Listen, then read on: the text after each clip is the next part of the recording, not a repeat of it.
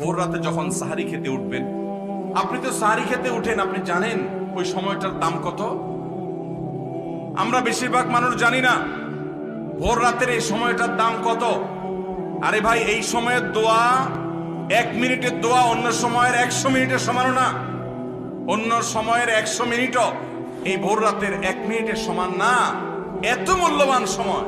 সারি খেতে উঠছেন, সারি খান, ভালো কথা, কিন্তু সারি খাওয়ার আগে পরে 10টা মিনিট জায়নামাজে মুসল্লাতে দাঁড়ান, একটু 2 রাকাত নামাজ পড়েন। এই সময়টা দোয়া কবুল হয়। আল্লাহ ডেকে ডেকে বান্দাকে দেন। একটু হাত তোলেন, চেষ্টা করবেন তো ইনশাআল্লাহ। আপনার বাসার এক কোনায় চলে যাবেন, একটু আলো আধারিতে চলে যাবেন, সেখানে গিয়ে বসে আল্লাহর কাছে একটু কথা বলবেন। সিজদা চলে যাবেন, সিজদা গিয়ে আল্লাহর সাথে একটু মন খুলে কথা বলবেন। আল্লাহ, আমি অনেক গুনাহ করেছি, আল্লাহ আমি অনেক পাপিষ্ঠ। শুনেছি আপনার রাসূল জানিয়েছেন যে এই মাসে নাকি আপনি অনেক পাপিষ্ঠকে মাফ করে দিবেন।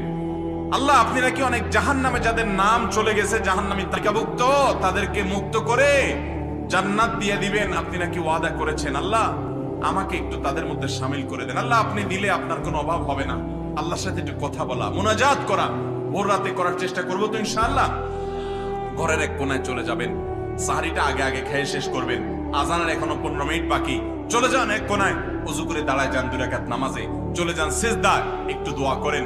নিরিবিলি জায়গা যদি বাসায় না থাকে, ছাদে চলে যান, মসজিদে আগে চলে যান, এক কোনায় চলে যান। এই সময়ের 10টা মিনিট অন্য সময়ের ঘন্টাকে ঘন্টার চাইতে মূল্যবান। চেষ্টা করবো তো ইনশাআল্লাহ। ভাইরা আমার, সিয়াম আমাদেরকে হারাম ছাড়ার প্রশিক্ষণ দেয়। সিয়াম আমাদেরকে বলে তোমার যা মনে চায় তা করতে পারবা না। অনেক অবৈধ কাজ করার সুযোগ আসে, তোমার মনেও চায়, কিন্তু করা যাবে না। কারণ যে তুমি রোজা রয়েছো, রোজা রেখে তুমি ট্রেনিং নিয়েছো যে পানি থাকলেই খাওয়া পান করা যাবে না, খাদ্য থাকলেই খাওয়া যাবে না, ক্ষুধা থাকলেই খাওয়া যাবে না, আল্লাহর ভয়ে বেঁচে থাকতে হবে। এই বিষয়টাকে সামগ্রিক জীবনে অ্যাপ্লাই যেন করি, সেই শিক্ষাটাই রমজানের রোজা আমাদেরকে দেয়। আল্লাহ আমাদেরকে সেই শিক্ষা